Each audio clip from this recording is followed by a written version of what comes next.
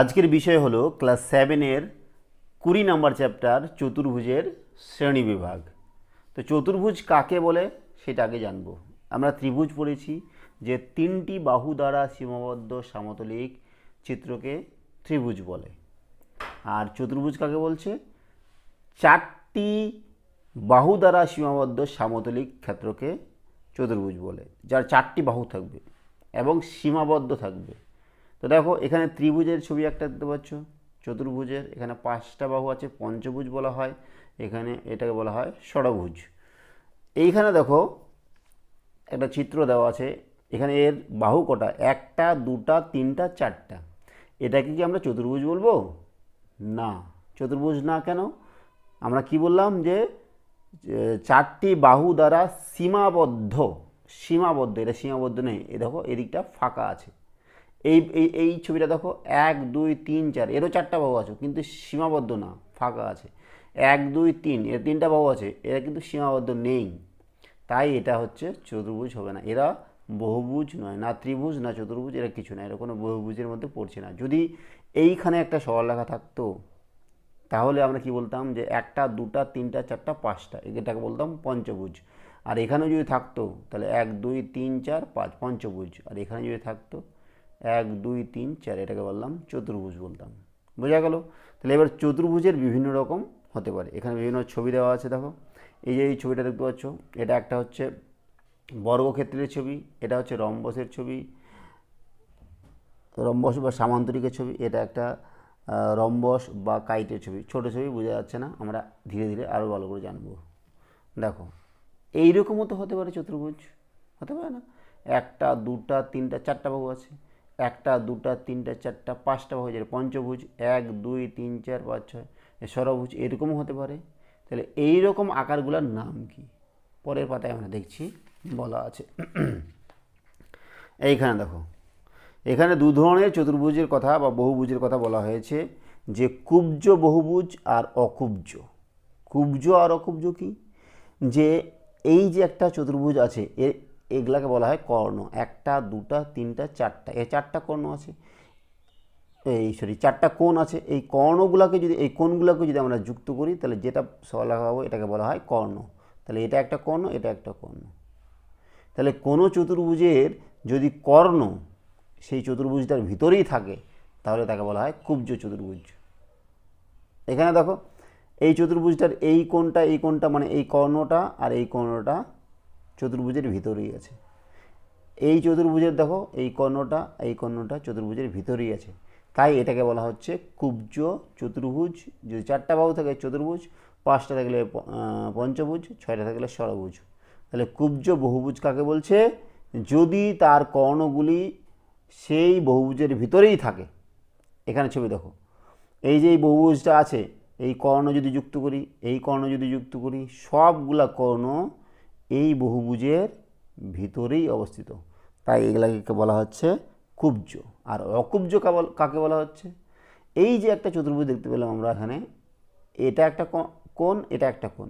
এই কর্ণটা দেখো, এই কর্ণটা ভিতরে আছে কিন্তু এটা বাইরে আছে। এটা যেহেতু বাইরে আছে তাহলে এই চতুর্ভুজটাকে বলা হয় অকুব্জ। এখানেও দেখো এই কোণ আর এই কোণ যোগ করলে আমরা এই কর্ণ পাচ্ছি, এই কোণ যোগ করলে এই কর্ণ পাচ্ছি, কিন্তু এই কোণ আর এই কোণ যোগ করলে আমরা এই কর্ণটা পাচ্ছি যেটা এই চতুর্ভুজের বাইরে অবস্থিত। বোঝা গেল? তাহলে কোনো চতুর্ভুজের কর্ণ যদি বাইরে অবস্থিত হয়, কমপক্ষে যে কোনো একটা কর্ণ যদি বাইরে অবস্থিত হয়, তখন তাকে আমরা অকুব্জ বহুভুজ বলবো। এখানেও তাই দেখো, এই কর্ণটা বাইরে আছে, বাকি কর্ণগুলো ভিতরে আছে, এটা ভিতরে আছে, এটা ভিতরে আছে, এই কর্ণটা ভিতরে আছে, এগুলা ভিতরে থাকবে, কিন্তু এই কর্ণটা একটা কর্ণ বাইরে। সেই কথাটা এখানে লেখা আছে, ভালো করে দেখো। কি বলছে? এই ধরনের বহুভুজ কুব্জ বহুভুজ নয়, এদেরকে অকুব্জ বলা হয়। অকুব্জ বহুভুজ অন্তস্থ কোণগুলি কেমন হয় দেখি। যে বহুভুজের সব কর্ণগুলি সেই বহুভুজাকৃতি ক্ষেত্রের ভেতরে থাকে তাকে কুব্জ বহুভুজ বলে। হ্যাঁ, লেখা আছে ভালো করে। যেই বহুভুজের সব কর্ণগুলি সেই বহুভুজাকৃতি ক্ষেত্রের ভেতরে থাকে তাকে কুব্জ বহুভুজ বলে। আর এখানে যদি বাইরে থাকে তখন তাকে কি বলছে? অকুব্জ। বোঝা গেল? তাহলে বহুভুজকে আমরা দুভাগে ভাগ করলাম, কুব্জ আর অকুব্জ। এইবার কর্ণ কতগুলো থাকবে সেটা নিয়ে একটা সূত্র দেওয়া আছে। সেই সূত্রটা আমি দেখো একবারে লাস্টে করে দিচ্ছি, n ইন্টু n মাইনাস 3/2।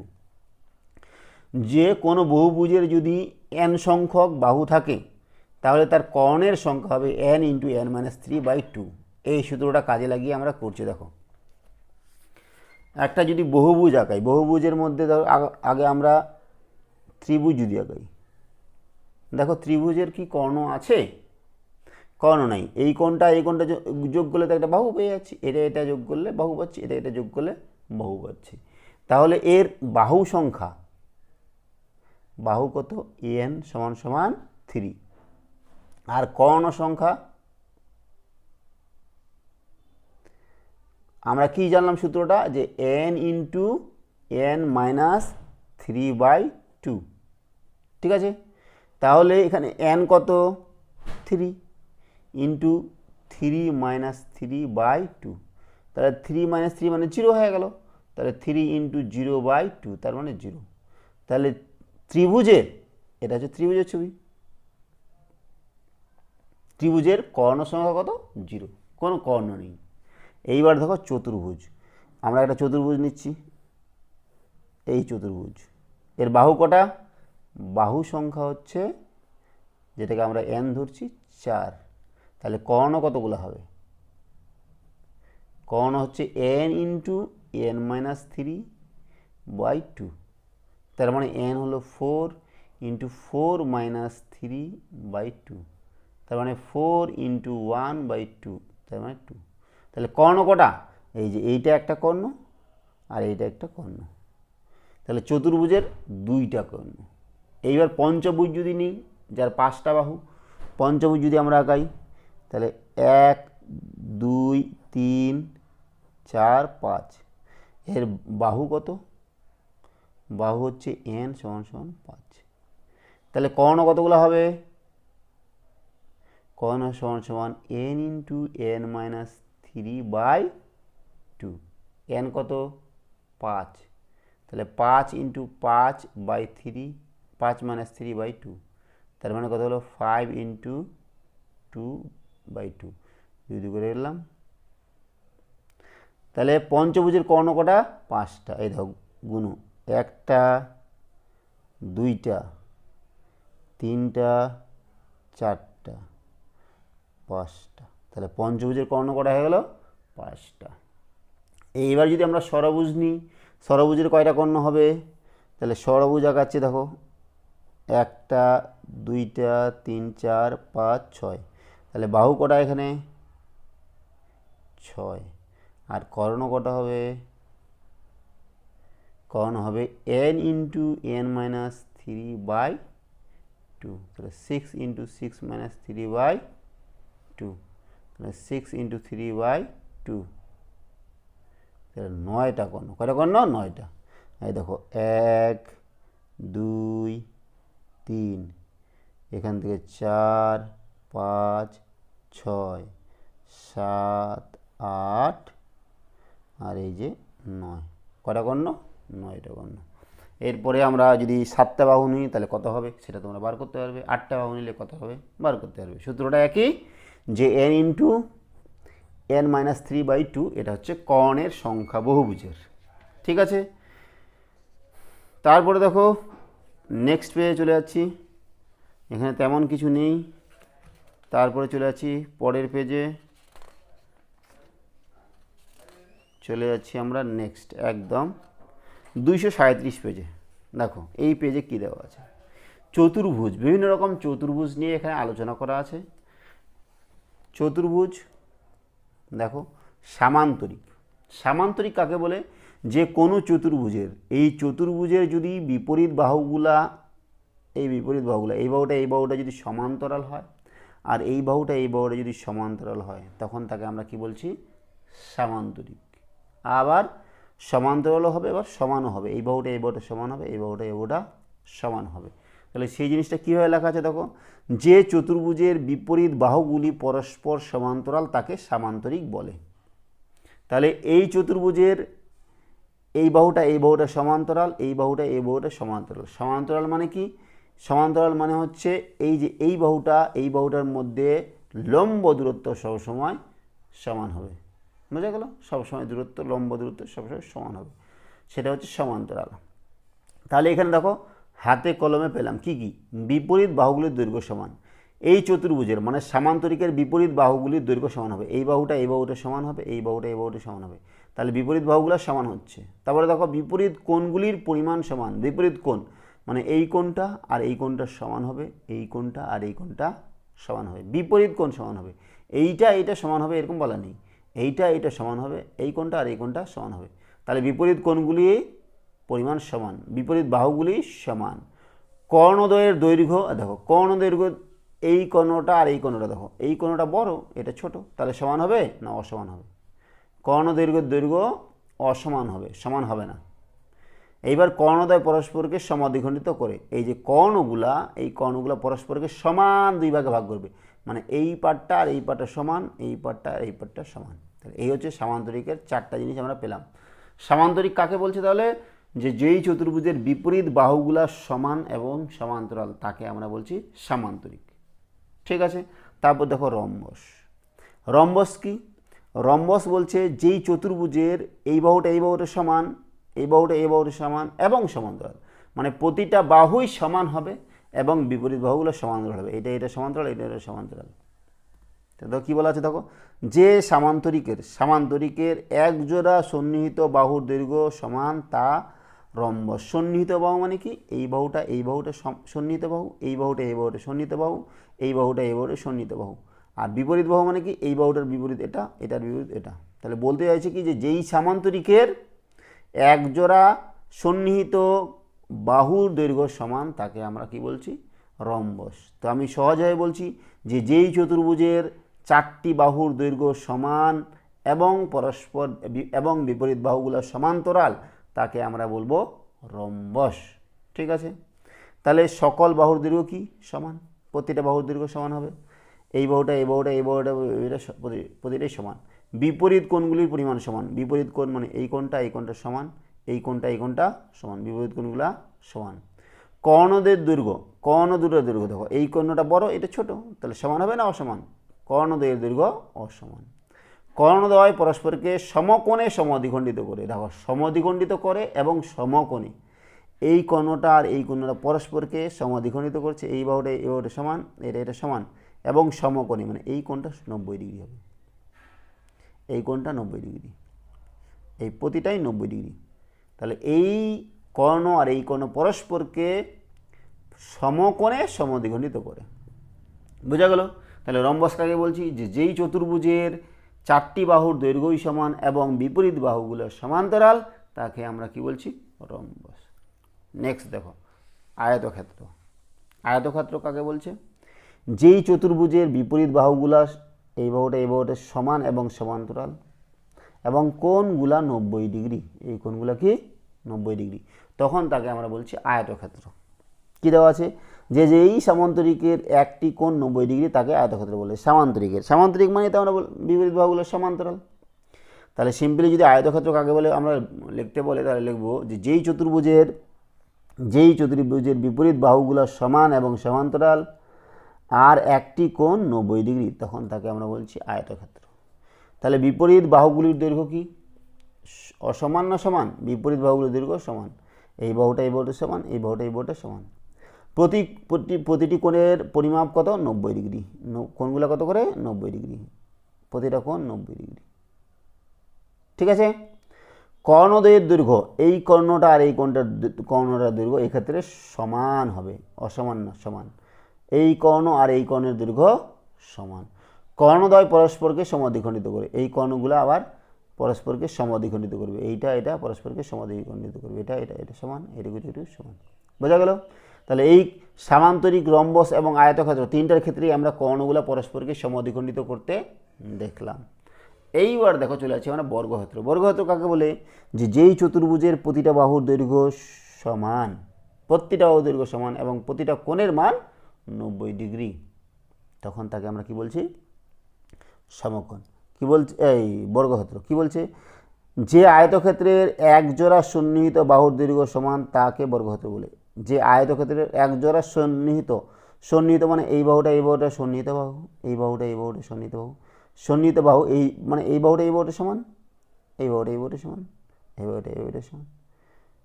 তাহলে সামান্তরিক মানে আমরা জানি কি, আয়তক্ষেত্র মানে কি জানি, বিপরীত বাহুগুলা সমান, এই বাহুটা সমান। তাহলে সিম্পলি যদি বলতে যাই যে যেই চতুর্ভুজের প্রতিটা বাহুর দৈর্ঘ্য সমান এবং প্রতিটা কোণের মান কত 90 ডিগ্রি, বিপরীত বাহুগুলা সমান্তরাল, এটাও বলতে পারি, তখন তাকে আমরা কি বলছি, বর্গক্ষেত্র। তাহলে প্রতিটি বাহুর দৈর্ঘ্য সমান, প্রতিটি কোণের মান 90 ডিগ্রি, কর্ণদ্বয় অসমান না সমান, এই কর্ণটা কোণ, দুইটা কোণ নেই সমান, কর্ণদ্বয় পরস্পরকে সমকোণে সমদ্বিখণ্ডিত করে, সমকোণে সমদ্বিখণ্ডিত করছে, এই কোণটা 90 ডিগ্রি, এগুলো 90 ডিগ্রি। মানে বর্গক্ষেত্রের ক্ষেত্রে কর্ণদ্বয় পরস্পরকে সমকোণে সমদ্বিখণ্ডিত করছে। যেরকম রম্বসের ক্ষেত্রে আমরা দেখলাম, রম্বসের ক্ষেত্রে যে কর্ণ দুটি পরস্পরকে সমকোণে সমদ্বিখণ্ডিত করছে, ঠিক একই রকমভাবে হচ্ছে বর্গক্ষেত্র।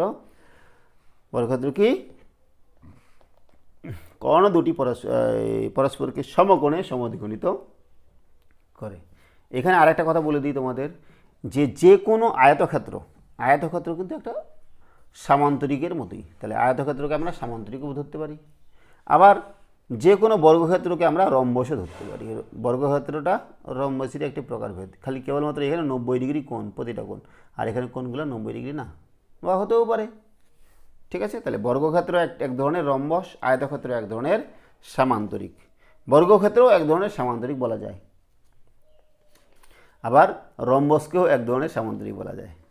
ঠিক আছে, নেক্সট চলে যাচ্ছি পরের পেজে, 238 পেজ। 238 পেজে কী দেওয়া আছে দেখো, চতুর্ভুজের শ্রেণী বিভাগ, বিভিন্ন রকম চতুর্ভুজের কথা বলা হয়েছে এখানে। আমরা প্রতিটা সম্বন্ধে ভালো করে জানবো। চতুর্ভুজ কাকে বলে আবার বলছি, যে চারটি বাহু দ্বারা সীমাবদ্ধ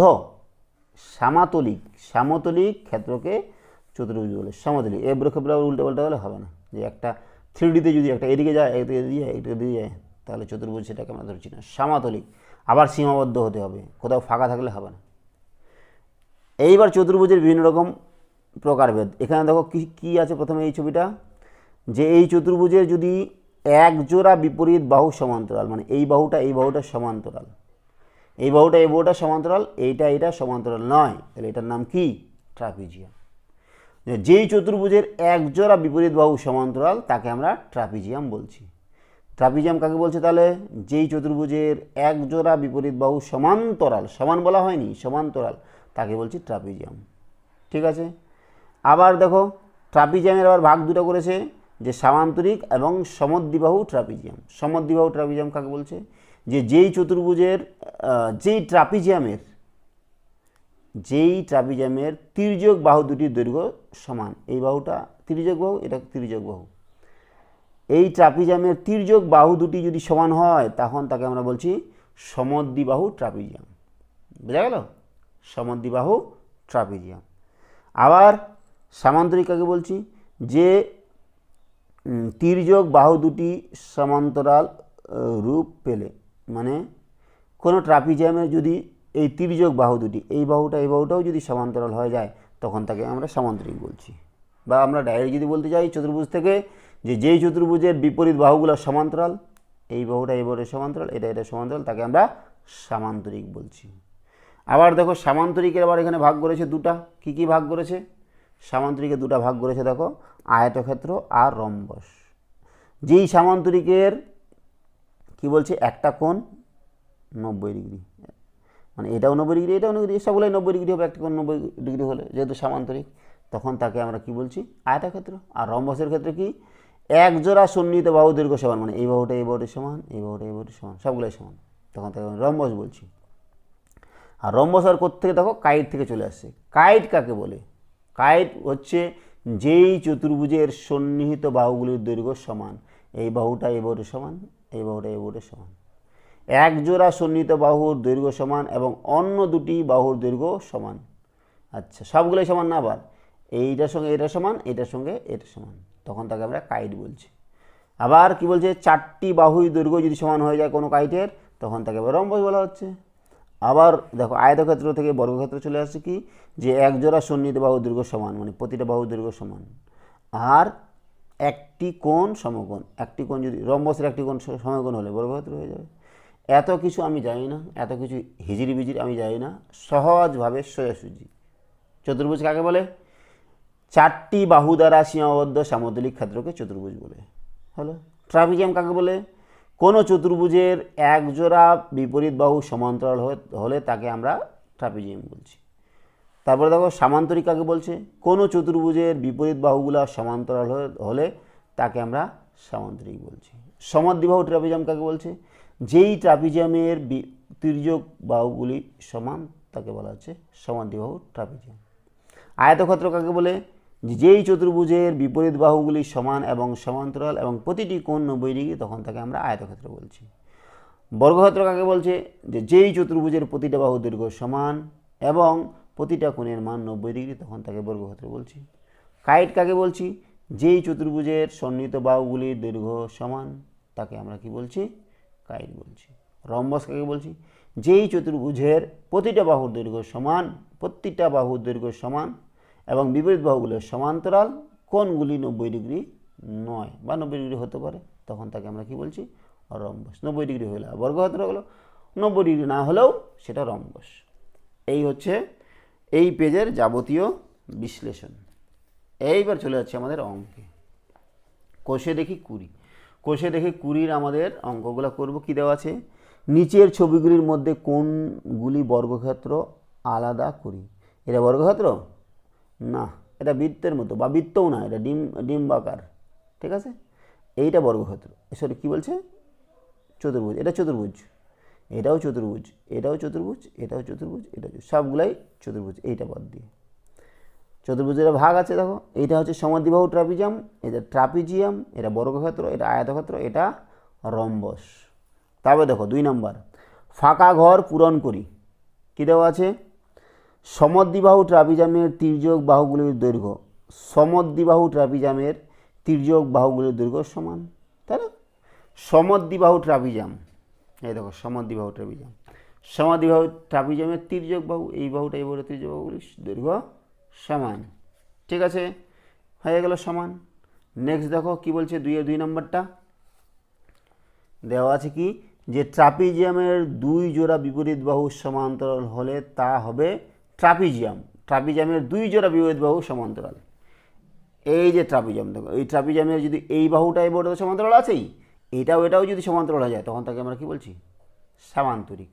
তাহলে এখানে কি হবে? 2 নম্বরটা সামান্তরিক। ঠিক আছে, 3 নম্বরটা সামান্তরিকের বিপরীত বাহুগুলি পরস্পর সমান্তরাল না অসমান্তরাল? অবশ্যই সমান্তরাল। সামান্তরিকের বিপরীত বাহুগুলি সমান্তরাল। সামান্তরিকের একটি কোণের পরিমাণ যদি 90 ডিগ্রি হয়, তখন তাকে আমরা কি বলছি? আয়তক্ষেত্র। সামান্তরিকের একটা কোণ যদি 90 ডিগ্রি হয়ে যায়, তখন তাকে আমরা বলছি আয়তক্ষেত্র। চতুর্ভুজের এতটি কর্ণ, কয়টি কর্ণ? চতুর্ভুজের 2টি কর্ণ। ঠিক আছে, রম্বসের কর্ণ দুটি পরস্পরকে ড্যাশ সমদ্বিখণ্ডিত করে। দেখো রম্বসের কর্ণ দুটি আমরা এক্ষুনি জানলাম যে রম্বসের কর্ণ, কোথায় গেল রম্বস? এই যে রম্বসের কর্ণ দুটি পরস্পরকে সমকোণে সমদ্বিখণ্ডিত করে। তাহলে কী হবে? সমকোণে। তাহলে এখানে কী হবে বলো? রম্বসের কর্ণ দুটি পরস্পরকে সমকোণে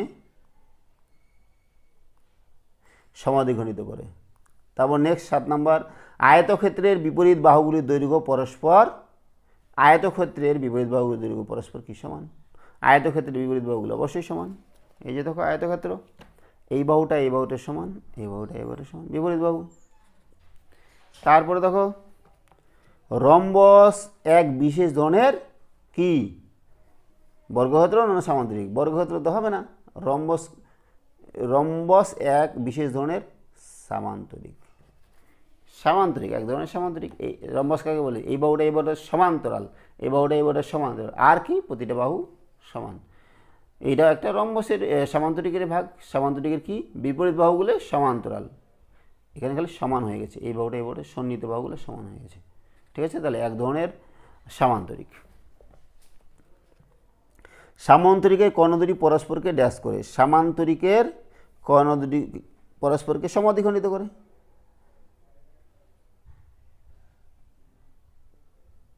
ঠিক আছে, তাহলে সামান্তরিক কর্ণ দুটি পরস্পরকে সমদ্বিখণ্ডিত করে। তারপর কি বলছে যে কাগজ কেটে হাতে কলমে যাচাই করি বর্গক্ষেত্রের কর্ণদ্বয় পরস্পরকে সমকোণে সমদ্বিখণ্ডিত করে, আর আয়তক্ষেত্রের কর্ণদ্বয় পরস্পরকে সমদ্বিখণ্ডিত করে। এটা আমাদের কাগজ কেটে করতে হবে। এর আগে আমরা করেছিলাম, কাগজ কেটেছিলাম, সেই কাগজগুলো আমাদের কাছে আছে এখনও, সেগুলো আমরা বার করছি। দেখো কি বলেছে যে বর্গক্ষেত্রের কর্ণদ্বয় পরস্পরকে সমকোণে সমদ্বিখণ্ডিত করে। এই যে বর্গক্ষেত্র, এই যে আয়তক্ষেত্র, এদের কর্ণ, এই দেখো এই বর্গক্ষেত্র, দেখো এটা কর্ণ, এটা কর্ণ, কর্ণ দুটি পরস্পরকে সমদ্বিখণ্ডিত করে। আমরা যদি এটা স্কেল দিয়ে মাপি, এটা আর এইটা সমান হবে, এইটা এটা সমান হবে, আর এই কোণটা 90 ডিগ্রি হবে, এই প্রতিটা কোণই 90 ডিগ্রি হবে। ঠিক আছে, তোমরা মেপে দেখে নেবে, ব্যাস হয়ে গেল। এবার আয়তক্ষেত্রে কর্ণদ্বয় পরস্পরকে সমদ্বিখণ্ডিত। এই আয়তক্ষেত্র, আয়তক্ষেত্র দেখো কর্ণ, এটা কর্ণ, আমি হাত দিয়ে এঁকেছি, আঁকা বাঁকা হয়েছে, এই কর্ণ, দুটো কর্ণ কী বলছে পরস্পরকে সমদ্বিখণ্ডিত করে। আমরা মাপে দেখবে যে এই বাহুটা, এটা এটা এই কর্ণটার ভাগটা সমান, এটা এটা সমান, পরস্পরকে সমদ্বিখণ্ডিত করে। বোঝা গেল? তাহলে আমাদের এই যে চ্যাপ্টার 20 নম্বর চ্যাপ্টারের কোষে দেখি 20 এর সমস্ত অঙ্ক আমরা সমাধান করলাম। এরপরে ভিডিওতে আমরা চতুর্ভুজ অঙ্কন 21 নম্বর চ্যাপ্টার নিয়ে আলোচনা করব। ঠিক আছে, আশা করছি তোমরা বুঝতে পারলে এই চ্যাপ্টারটা, কোথাও কোনো সমস্যা হবে না। যদি সমস্যা হয় কমেন্টে আমাকে জানাবে, আমি তোমাদের আবার বুঝিয়ে দেওয়ার চেষ্টা করব। তাহলে চতুর্ভুজের শ্রেণীবিভাগ নিয়ে আমরা আলোচনা করলাম, যেখানে বর্গক্ষেত্র, আয়তক্ষেত্র, সামান্তরিক, ট্রাপিজিয়াম, কাইট, রম্বস ইত্যাদি বিষয়ে আমরা ভালো করে জানলাম। ঠিক আছে, তাহলে আজকে এখানে রাখছি। সঙ্গে থাকার জন্য অসংখ্য ধন্যবাদ। দেখা হচ্ছে পরের ভিডিওতে। Have a nice day.